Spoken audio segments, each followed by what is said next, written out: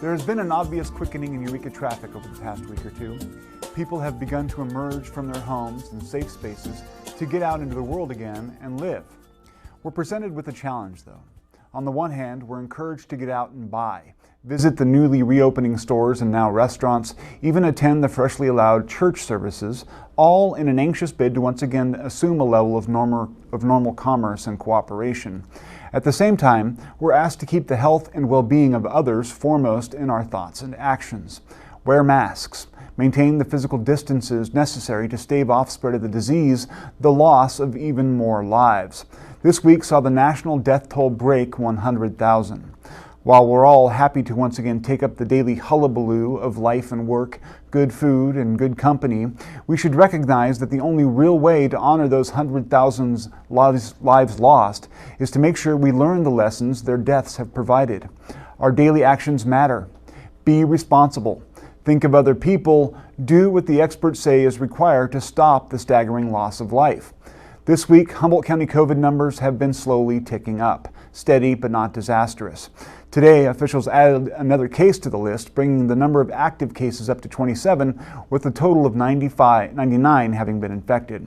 There have been 3 local deaths from COVID, including one from this week. As we shake off the lethargy of quarantine and begin again to interact with our community, keep these 3 people in your hearts and minds. It's up to us to keep that number low. Now we have an interview. Joining us via Zoom tonight, we have Pastor Roger Williams of Eureka Seventh-day Adventist Church.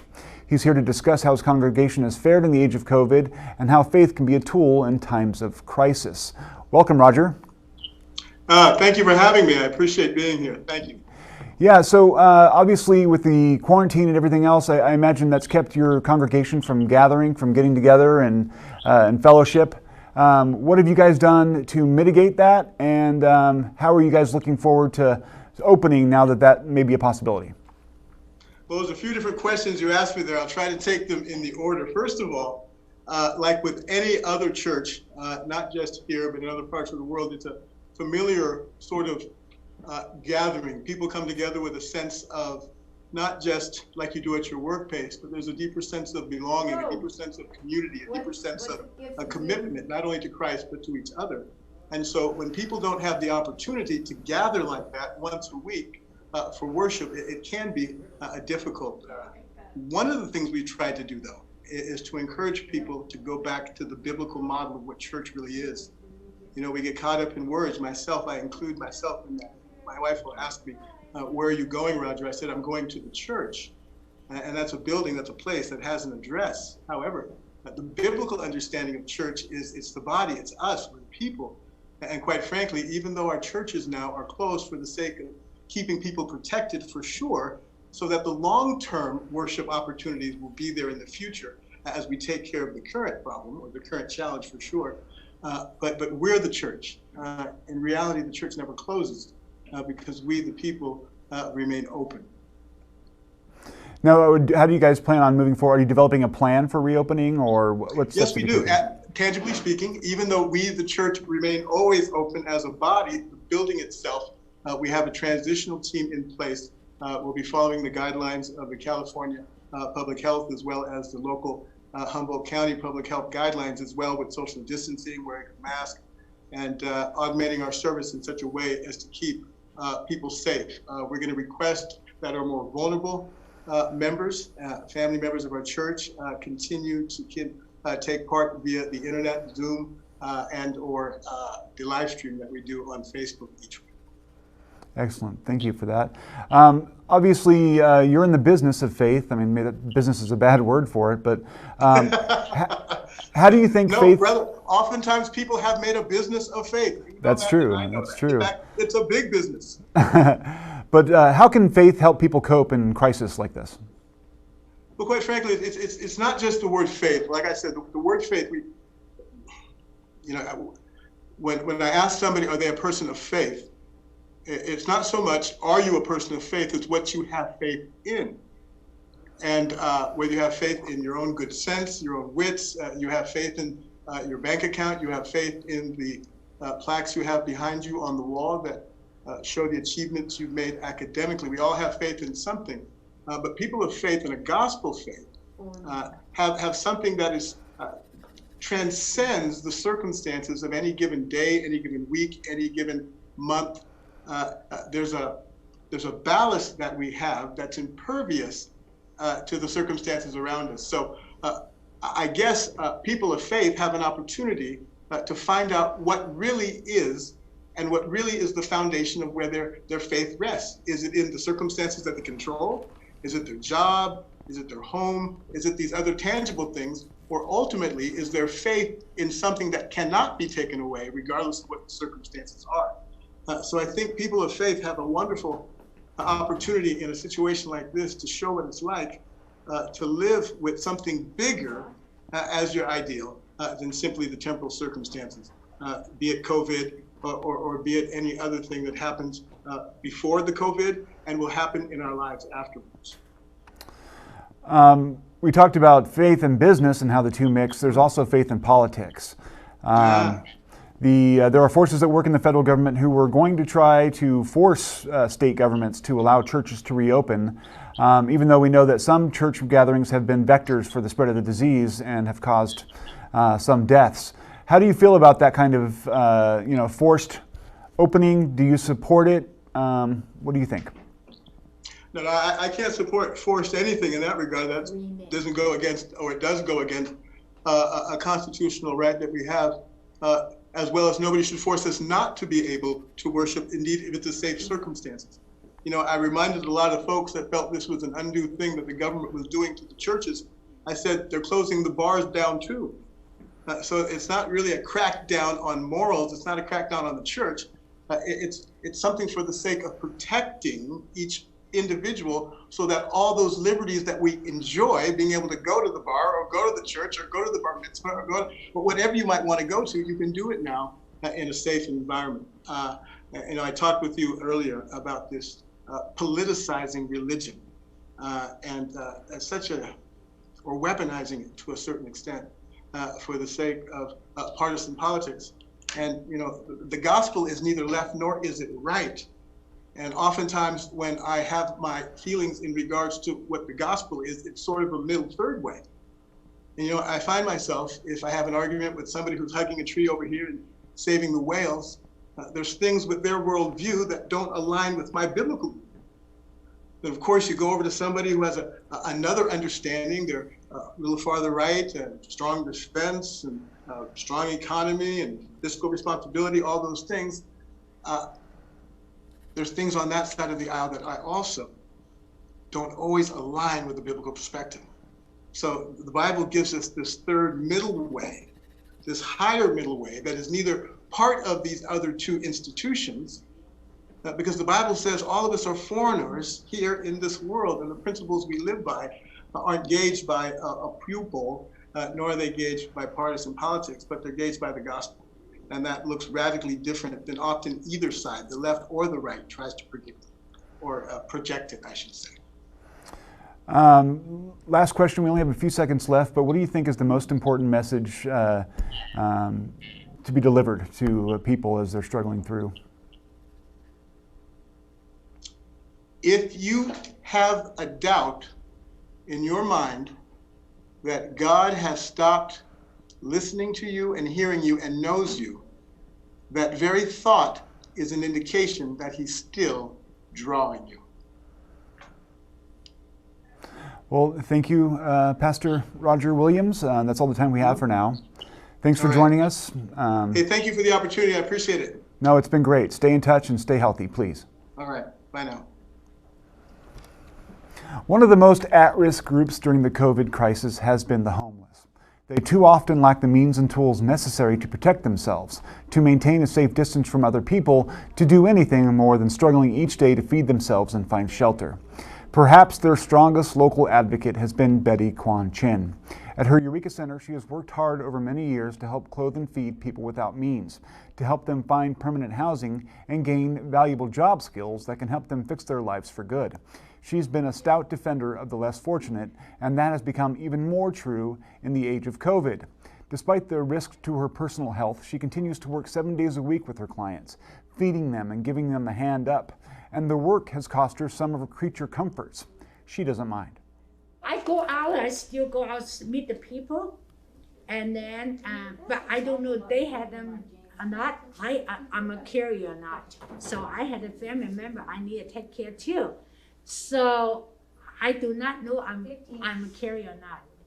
So the best place for me is the car, because I all day, all night in a car. Then I sleep in a car. It's much safer for myself and other people. People of all stripes have pleaded with Betty Chin in recent weeks to take a break from her mission, to protect herself from exposure and focus on her own well-being. She's refused. Armed with a face mask and gloves, she works harder than ever these days to offer hope and compassion to the people who need her. Well, I look at myself this way. If I die, I do something I like it, that's fun. Like I said before, I wouldn't scared to die. And I see so many people out there, how could you not doing anything? Because I sleep in a car for so long, and actually I messed up my knee. But I only heard, that's okay. But a lot of people out there need it. They need a support, just like I needed support. The people like here, Brandon Mass to me. And a lot of people like write something, little things, note to me. And it's not say I'm a Superman or anything, but that's encourage for me. And how could I stop not doing it? But this whole thing last 2.5 months, I see such a beauty for Humboldt County. They use everybody has your own spot, all the nonprofit. I do this and talk about how wonderful they do. But this time we all together talk about what we can do and support each other. And that's really beautiful thing for me to see. Chin describes herself as impatient with delay. As a person of action who won't be slowed by inconveniences, her prescription for moving forward now is easy. Adopt the lifestyle of wearing a mask, keeping your distance, and washing your hands. Then, of course, go help people. I think we should adopt the lifestyle, wear a mask, social distance. We need to adopt that lifestyle. I am very impatient.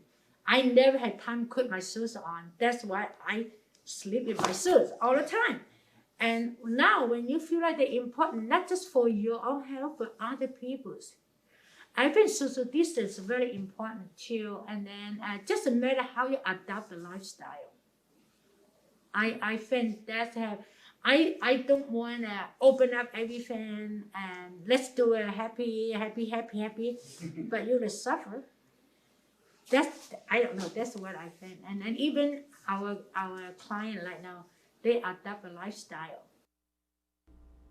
Public Health Officer Teresa Frankovich this week addressed the rapidly changing public health rules surrounding COVID-19. And she said the state has largely given over controls of what opens and when to local authorities. In response to requests from many counties across the state, I think the governor's office is gradually turning over more and more pieces of the framework to local control.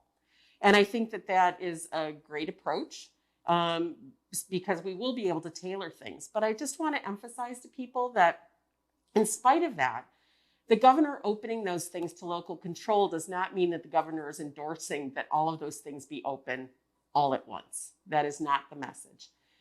It simply allows for local conditions to help mark the path going forward. And it's very important for us to follow the sort of framework that we've been talking about here for a long time, which is that we look at our local data, we open, we allow enough time to be able to sort of keep monitoring the data and see what effect we're having, and then we move forward some more. It would be lovely for us to flip a switch and just be back to old times. That would be great, but it's not safe to do, and in this situation, not a practical move. We'll be back after this message from KEAT Executive Director David Gordon.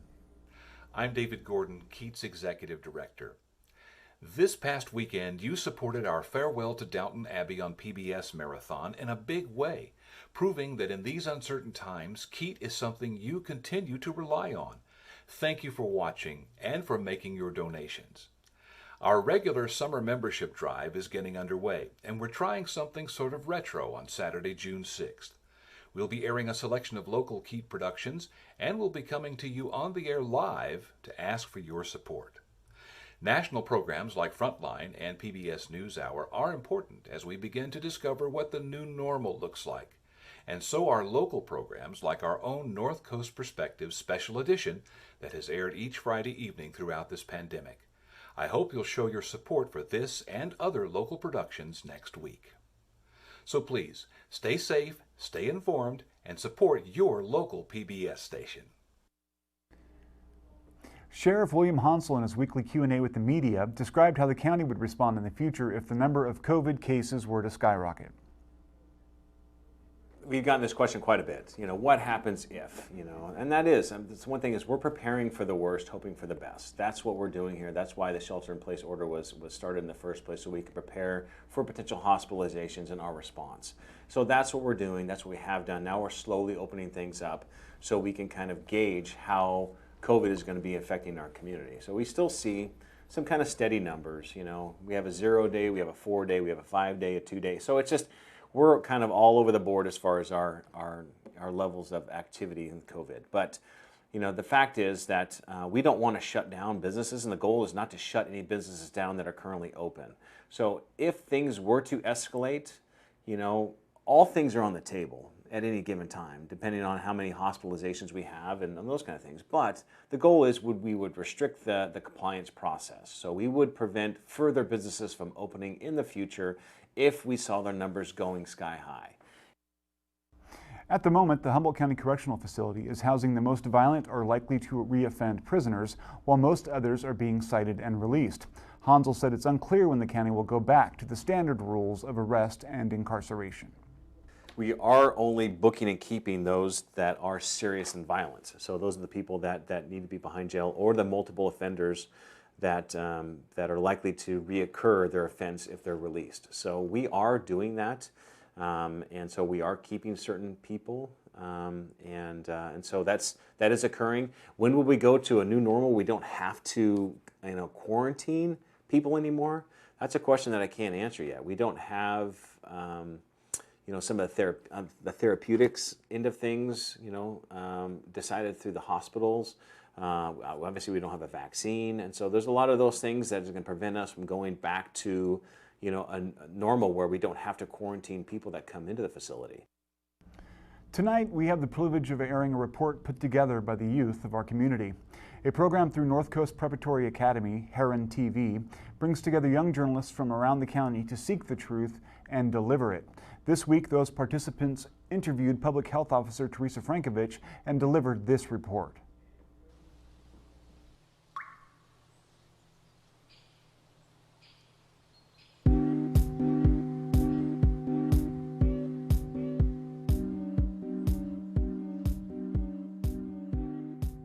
The coronavirus outbreak has taken the world by storm, spreading rapidly and forcing countries to ground flights and close businesses to limit its spread.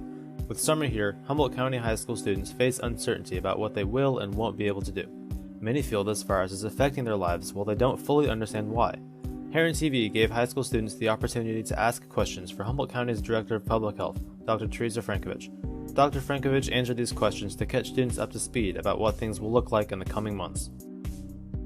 My name is Fiona Murphy, the editor-in-chief of the Arcata High School Pepper Box. My name is Randy Mavidi. I go to Academy of the Redwoods. I'm a senior in high school this year, and my current plans are to go to college in Massachusetts. My name is Mason Cabral, and I attend Academy of the Redwoods.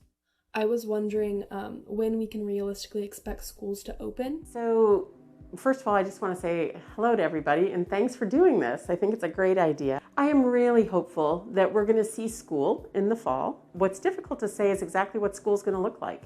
It's possible that if we're really having a difficult time with COVID, that school may begin as virtual and change over the course of the year.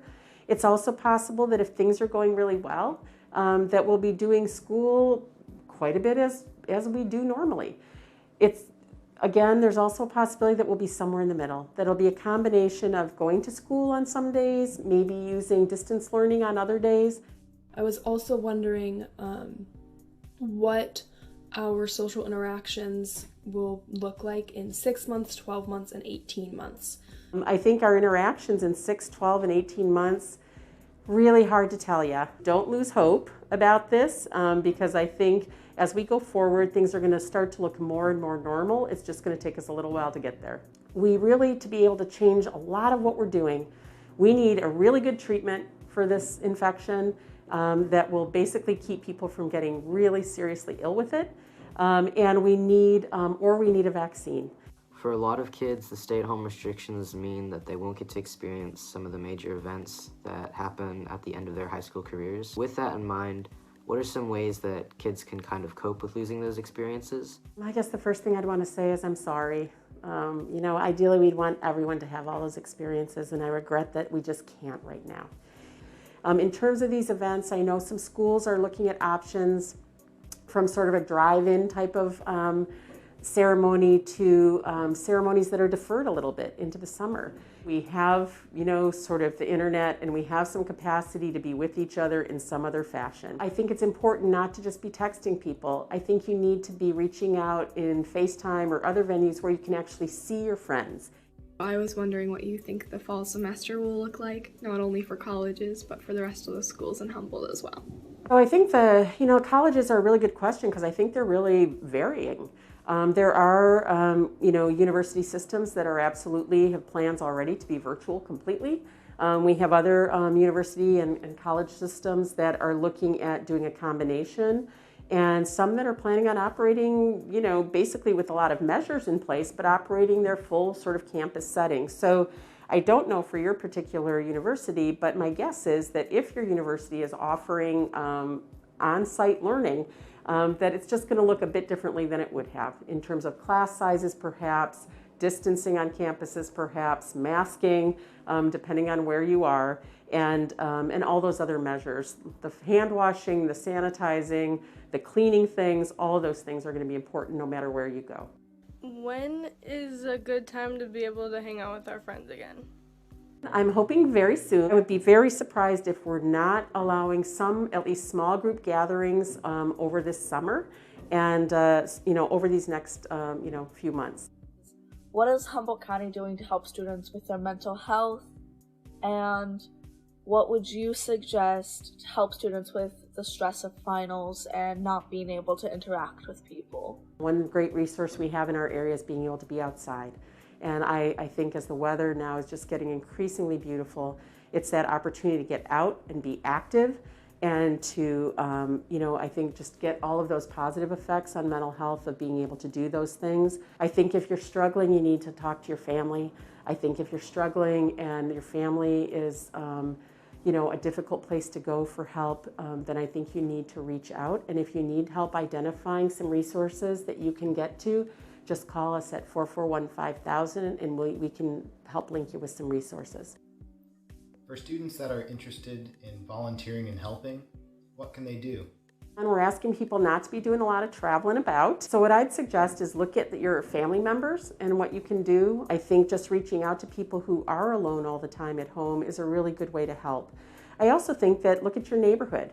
And if they're, people who are perhaps have illnesses or they're elderly and they're not able to be out and about, are there ways that you can help them? Are there ways that you can, mow a lawn or take care of someone's garden or do something that might help them out? For those of you who are seniors, I want to say congratulations. I hope, you have a lovely graduation celebration with your family, with your friends online. And I hope that when we're able to come out and bring groups together, you get together with your best friends and have a celebration at that time as well.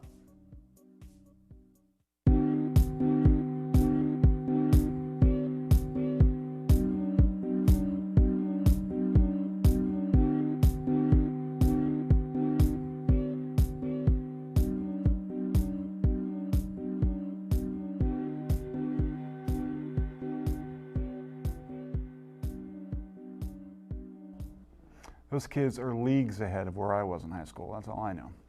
This is North Coast Perspectives. Eureka Mayor Susan Seaman this week addressed her constituents and encouraged residents to get out and buy local. Just do it safely, she said. This week, we started to see more movement around town as more businesses are becoming certified to open. I'd like to congratulate those businesses who have gone through the certification process. Over 800 have been approved so far. If you're looking out for businesses to support that have successfully received certification, You can find that list at humboldtgov.org. Remember, when you do go to visit those businesses, they're adapting to a new process and want to make sure that they're keeping their employees and customers as safe as possible. Please be patient and understanding if they're unable to meet the breadth of products and services you may have been used to. Note that if you buy something now, they'll be in a better position to open more fully in the future. Patronizing neighborhood businesses, for those who can afford it, is a civic good at this time. Thank you for supporting your community by shopping local. And starting today, restaurants have the opportunity to open for dine-in seating. The City of Eureka has begun offering free sidewalk encroachment permits for restaurants that need space outside of the restaurant to offer more seating capacity. For other businesses like salons and barbershops that are not yet approved to open, but are slated in the near future, the county is opening up the certification process so they can be prepared and ready when the time comes. Businesses can begin that process at humboldtgov.org. For those of you who haven't been able to socially distance, or for those of you who work with the public, you can be tested for COVID-19 at the Redwood Acres testing site. You're not required to have a referral and there's no cost to the patient. You are able to get retested as many times as you need since testing does not predict future exposure. You must schedule the test in advance, which can be done by visiting lhi.care/COVID testing. That's all the time we have this evening. For information on all things COVID, remember to visit www.humboldtgov.org for stats and figures on local cases, fresh guidelines, and information on how to best weather this pandemic. Stay tuned, stay informed, and stay healthy. Tonight, we leave you with a little special treat. It's the quarantine musings of several local bluegrass musicians. They've missed plying their trade these past few weeks and hoped to create for those of you at home a taste of what we've all missed. Colin and the Boys playing Bill's Dream.